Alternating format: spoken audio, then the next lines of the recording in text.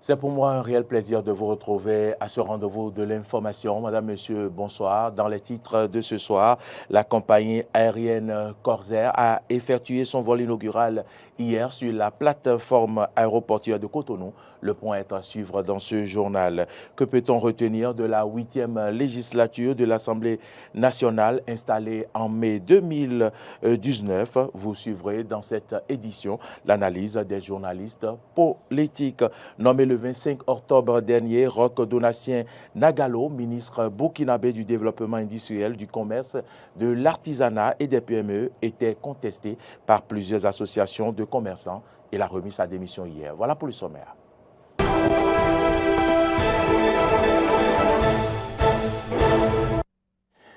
Merci à toutes et à tous de votre fidélité et bienvenue dans ce journal. Je l'annonçais en titre, la compagnie aérienne Corsair a effectué son vol inaugural hier sur la plateforme aéroportuaire de Cotonou.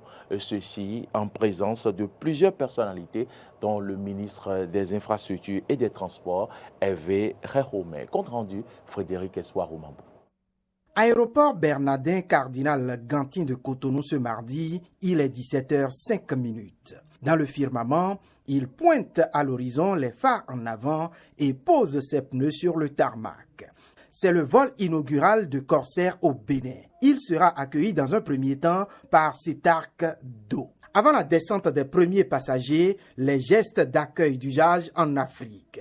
Coupure de ruban, salutations protocolaires entre le ministre des Transports et les membres de l'équipage. Pour le ministre des Transports, la destination Bénin devient de plus en plus connue et c'est une joie.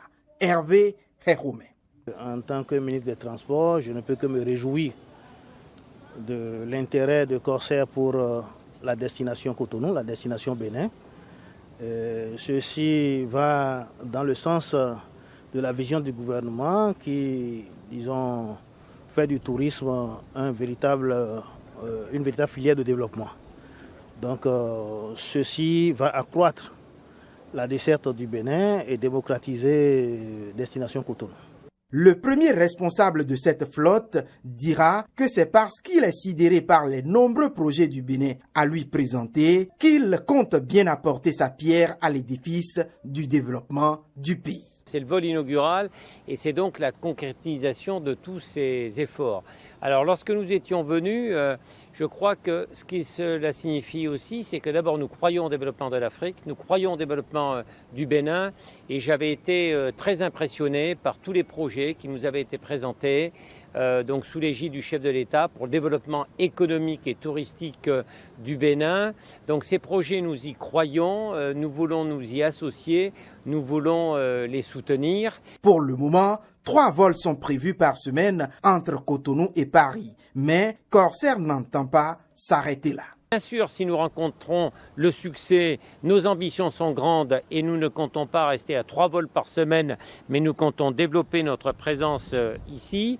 Et pour le représentant de l'ambassadeur de France au Bénin, c'est la coopération entre les deux pays qui se renforce. Me réjouir, tout comme Monsieur le ministre, du fait qu'il y ait dorénavant au Bénin un nouvel opérateur économique qui, plus est, intervient dans un secteur qui est important dans le cadre des relations entre nos deux pays et qui favorise donc les relations entre la France et le Bénin. Reste à souhaiter que ce nouveau maillon de la coopération Cotonou-Paris soit bénéfique pour les deux pays. L'Agence nationale d'identification des personnes ANIP a remis toujours hier, conformément à leur calendrier de travail, la liste électorale informatisée à la Commission électorale nationale autonome Sénat. Selon les chiffres, 6 600 572 potentiels électeurs sont attendus dans 7 986 centres de vote et 17 749 postes de vote sur toute l'étendue du territoire national. Dans les statistiques, le département de l'Atlantique vient en tête avec 1 065 825 pour 959 centres de vote et 2 664 postes de vote. Autre information dans ce journal, les travailleurs du ministère de l'Agriculture, de l'Élevage et de la Pêche voteront le lundi 21 novembre pour leurs représentants au sein des instances de prise de décision. Dans ce cadre, le SINACEA MAEP a lancé ce lundi sa campagne. Nous allons suivre ici le compte-rendu avec Laurent Roland-Tonenques. Les élections professionnelles sectorielles au ministère de l'Agriculture, de l'Élevage et de la Pêche auront lieu le lundi 21 novembre 2022. Dans ce cadre, le syndicat national des agents permanents, contractuels de l'État et assimilés du MAEP a lancé officiellement sa campagne ce lundi 7 novembre 2022. À l'issue de ces élections, seuls les syndicats ayant obtenu au moins 20% des suffrages exprimés seront en mesure de désigner des représentants qui vont siéger dans les instances de prise de décision du ministère de l'Agriculture et de la Pêche où les travailleurs doivent être représentés. Ces représentants seront les seuls habilités à négocier des accords avec les autorités. Le SINACEA MAEP, créé en 2008, s'est toujours battu pour l'intérêt des travailleurs du ministère de l'Agriculture, de l'Élevage et de la Pêche et entend continuer à œuvrer pour l'amélioration des conditions de vie et de travail des agents du ministère. Le SINACEA MAEP, c'est avant tout des femmes et des hommes qui croient en une justice sociale. Vous connaissez la plupart des responsables de votre syndicat et vous savez que nous sommes à votre écoute et à votre service pour répondre à vos questions, pour vous soutenir dans les difficultés que vous pouvez rencontrer et sommes toujours prêts à vous défendre individuellement et ou collectivement selon vos besoins. Le mot d'ordre du SINACEA MAEP est l'intérêt des travailleurs d'abord. À cet effet, Anissé Saint-Dior et les siens appellent tous les travailleurs du MAEP à porter leur choix sur le SINACEA MAEP, seul syndicat crédible pour les représenter et défendre leurs intérêts. La 8e législature de l'Assemblée nationale installée en mai 2019 va tenir dans quelques jours sa dernière session à l'issue des élections législatives du 8 janvier 2023. Elle va céder sa place à la 9e. Que peut-on alors retenir de cette mandature finissante? Élément de réponse dans cette analyse de Clémence Tonoucoin. Élus et installés dans un contexte politique délicat en 2019, les députés de la 8e législature égrènent leur dernière semaine à l'Assemblée nationale. En termes de bilan, des journalistes, analystes politiques sont unanimes sur leur record en termes de vote de loi. La 8e législature est partie dans un contexte politique très critique. Il se fait que, au terme des législatives de 2019, il n'avait que 2 partis politiques qui ont été représentés. Il s'agit de l'Union progressiste et du Bloc républicain. 2 partis jugés proches du président de la République. Et il n'en fallait pas plus que les critiques politiques et les opposants qualifient la 8e législature de monocolore, du moins de législature au service du président Patrice Talon. Mais à voir de près, quelle que soit la légitimité ou la légalité contestée à cette législature, au bout de 4 ans, elle a fait ce qu'une législature doit faire. Elle a voté des textes de loi et même des textes audacieux. Cette législature a travaillé à la diplomatie parlementaire dans les parlements francophones, ouest-africains et autres. Sur le plan du vote de loi, et cette législature a été très féconde. Cette législature a été depuis 1991 tout au moins, si je ne me trompe pas, la première législature à avoir voté autant de lois. Et à ce niveau, je dis bravo parce que le premier rôle d'une assemblée générale, d'un parlement, c'est de voter des lois qui doivent être appliquées par le pouvoir exécutif pour améliorer les conditions de vie des citoyens. Alors, une chose est de voter des lois, une chose est de savoir si ces lois ont été efficaces et si elles ont pu apporter un plus à l'amélioration de notre démocratie, mais à l'amélioration aussi des conditions de vie des populations. Mais sur le premier principe de vote de loi, je pense que cette législature a fait un travail formidable en votant autant de lois, dans presque tous les domaines. Par contre, en termes de contrôle de l'action du gouvernement, les attentes n'ont pas été comblées. Ce qui pourrait manquer aux yeux des critiques, c'est le contrôle de l'action gouvernementale. L'appréciation de chaque législature dépend de celui qui l'a gérée. La 8e législature a été gérée par Louis Vlavonou. C'est vrai, c'est pour la première fois qu'il fait cette expérience. Il a fait comme il a pu, avec des critiques aussi, mais on ne peut pas le comparer à d'autres. Chacun, par sa formation de base, imprime une marque particulière au Parlement. Vous prenez par exemple Maître Adrien Moubedji, qui a dirigé 3 fois le Parlement. Eh bien, c'est du juridisme pur. Il y a Bruno Amoussou, ça c'est un politique pur, qui a dirigé la 2e législature. Vous avez Iji Kola Olé, qui a dirigé la 4e législature avec un manteau de diplomate. Et je n'oublierai pas le professeur Mathurin Kofi Nago, qui aussi a imprimé sa marque au Parlement. C'est un enseignant d'université, donc il est allé de toutes les diplomaties pour réussir. Et donc, l'un dans l'autre, la route parlementaire continue au Bénin et nous serons très heureux de constater des parlementaires qui vont travailler davantage à la productivité institutionnelle. Il n'y a pas de démocratie sans parlement et il n'y a pas de parlement sans démocratie. Quoi qu'on dise, chacun de nous, citoyens politiques, nous avons intérêt que l'aventure parlementaire continue et nous ouvrons les portes de la 9e législature, que ceux-là qui vont y siéger comprennent les enjeux politiques en cours, ils travaillent pour et contribuent à rehausser l'expertise parlementaire au Bénin. Dans la Constitution, la 2e responsabilité qui est confiée au Parlement, c'est de contrôler l'action du gouvernement. Et comment contrôle-t-elle l'action du gouvernement?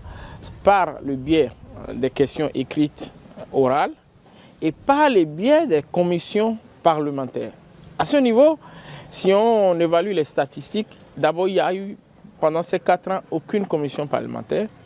Et sur les questions écrites ou les questions orales, il y a eu très peu de questions écrites et questions orales. Et dans la plupart des cas, c'est les députés eux-mêmes l'ont déploré, le gouvernement ne se hâte pas pour aller répondre aux questions.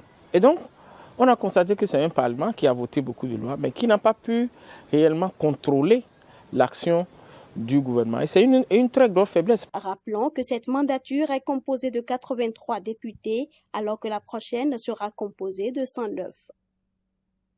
Parlons maintenant du port de casque. Le port de casque de protection est désormais obligatoire pour les motocyclistes et leurs passagers. La phase répressive est annoncée par la police républicaine pour le 15 novembre. Nous avons recueilli les avis de quelques citoyens. Suivez ici leurs propos.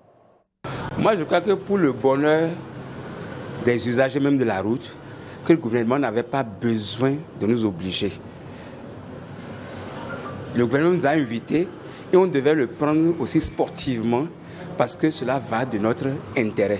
Nous connaissons après les résultats des accidents sur nos voies et surtout que nous sommes en train d'approcher la fin de l'année, il vaut mieux que le gouvernement fasse l'effort, pas de répression, mais de sensibilisation pour nous amener à vraiment nous prendre au sérieux et à prendre nos vies au sérieux.